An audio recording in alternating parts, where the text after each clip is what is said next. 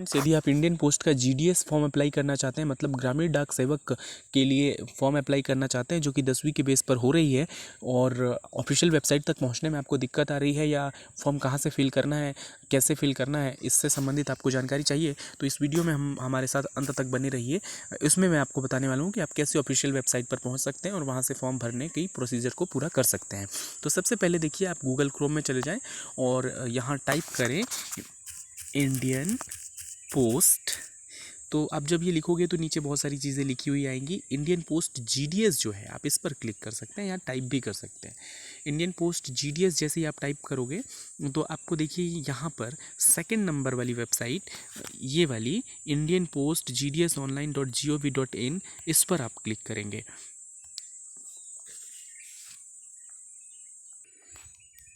तो जैसे ही आप क्लिक करोगे इस पर, आपके सामने एक पेज ओपन हो जाएगा जीडीएस ऑनलाइन इंगेजमेंट का।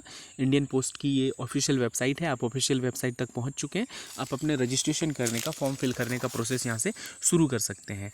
जैसे कि आपको नोटिफिकेशन लाइव इसमें दिखा भी रहा है कि ये इसका एंड कब होना है, 5 जून को ये एंड हो जाना है फॉर्म भरना। तो उससे पहले आप फॉर्म ज़रूर अप्लाई कर लें, 5 जून 2022 से पहले। यहाँ पर बहुत सारे अगर नोटिफिकेशन आपको देखने हैं तो जिस भी राज्य का देखना है आप उस पर क्लिक करके देख सकते हैं। हम फिलहाल सीधे रजिस्ट्रेशन की बात करते हैं। बाईं तरफ देखिए कैंडिडेट्स कॉर्नर आपको दिखाई देगा। मैं बात कर रहा हूँ इस भाग की, candidate corner.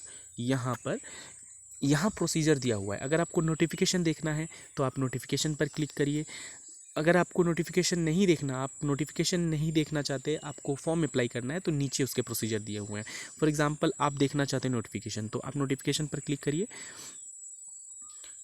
Circle wise post notification notified बोल रहा है। ये नोटिफिकेशन ओपन हो रहा है, डाउनलोड हो जाएगा, इसके बाद ओपन हो जाएगा। आप चाहे तो आप इसे सुरक्षित रख भी सकते हैं अपने मोबाइल में, इसको रीड भी कर सकते हैं। तो ये फुल नोटिफिकेशन है जिसे आपने पढ़ ही लिया होगा, तो मैं इसे नहीं पढ़ रहा हूँ। यदि आप इस नोटिफिकेशन को डिटेल में समझना चाहते होंगे हिंदी में, तो आप कमेंट बॉक्स में कमेंट कर सकते हैं, तो मैं आपको ये नोटिफिकेशन हिंदी में समझा दूंगा। फिलहाल हम चलते हैं रजिस्ट्रेशन प्रोसेस पर कि कैसे रजिस्ट्रेशन करना है। तो हम वापस आ गए हैं अपनी वेबसाइट पर। तो नोटिफिकेशन हम देख चुके हैं कैसे देखना है। अब बात करते हैं रजिस्ट्रेशन प्रोसेस का। तो रजिस्ट्रेशन प्रोसेस जो है, स्टेज 1, स्टेज 2, स्टेज 3, 3 स्टेप्स में रजिस्ट्रेशन कराना है आपको।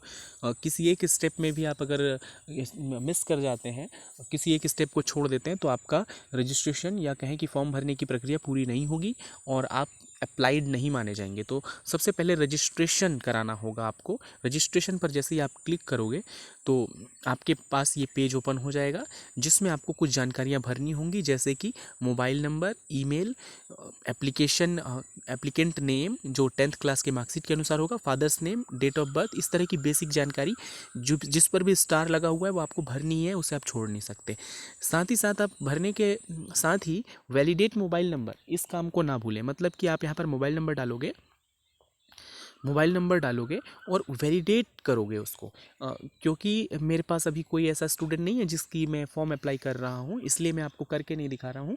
लेकिन बहुत सिंपल सा पेज है, इसमें मोबाइल नंबर डालिए, वैलिडेट मोबाइल नंबर करिए, आपके पास एक OTP आएगा, उस OTP को वहाँ डालिए। OTP बहुत बार आपने यूज़ किया होगा, सेम वैसा ही प्रोसीजर है। OTP डालते ही ये बात याद रखें, OTP में केस सेंसेशन रहता है। OTP मतलब कि अगर स्मॉल लेटर्स में जो चीज़ें हैं वो स्मॉल लेटर में ही डालें। उसके बाद ईमेल डालें और ईमेल को भी वैलिडेट करें। तो फिर ईमेल पर एक OTP आएगी, तो ईमेल वाली OTP ईमेल वाले वैलिडेशन में यूज़ करेंगे। इस पेज को जब आप पूरा फिल कर लेंगे तो आप सबमिट पर क्लिक करेंगे, और सबमिट जब आप कर दोगे तो आपका रजिस्ट्रेशन कंप्लीट हो जाएगा। रजिस्ट्रेशन प्रोसेस फर्स्ट स्टेज आपने कंप्लीट कर लिया।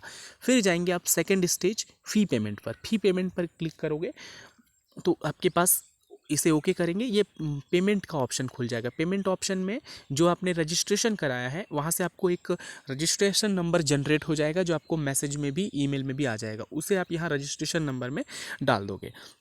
यहाँ और कोई चीज़ फिल नहीं करनी, एकदम सिंपल सा फॉर्म है। रजिस्ट्रेशन नंबर डालें और मेक पेमेंट पर क्लिक कर दें।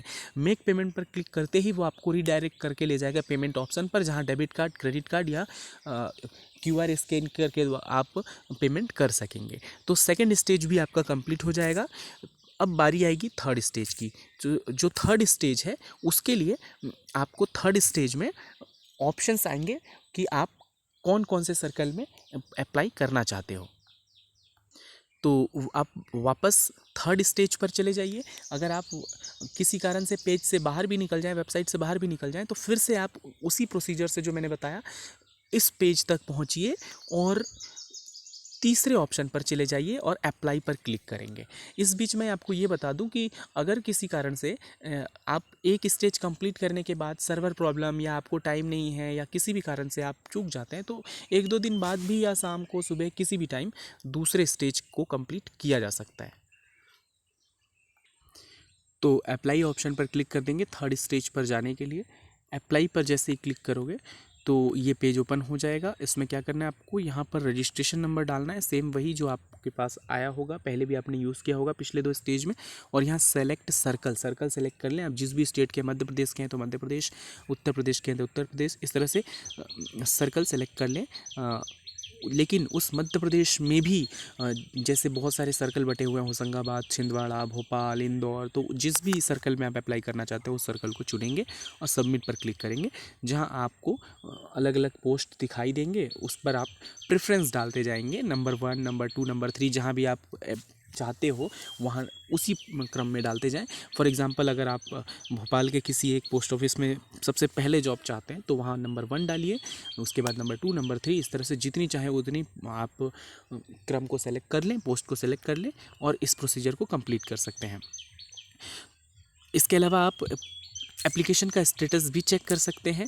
जहां आपने अप्लाई पर क्लिक किया, ये अप्लाई पर क्लिक कर रहे हैं, अप्लाई के ही पास में आपको जब प्लस पर आप क्लिक करते हो तो एप्लीकेशन स्टेटस दिखाई देता है। तो एप्लीकेशन स्टेटस पर जाकर एप्लीकेशन स्टेटस चेक किया जा सकता है।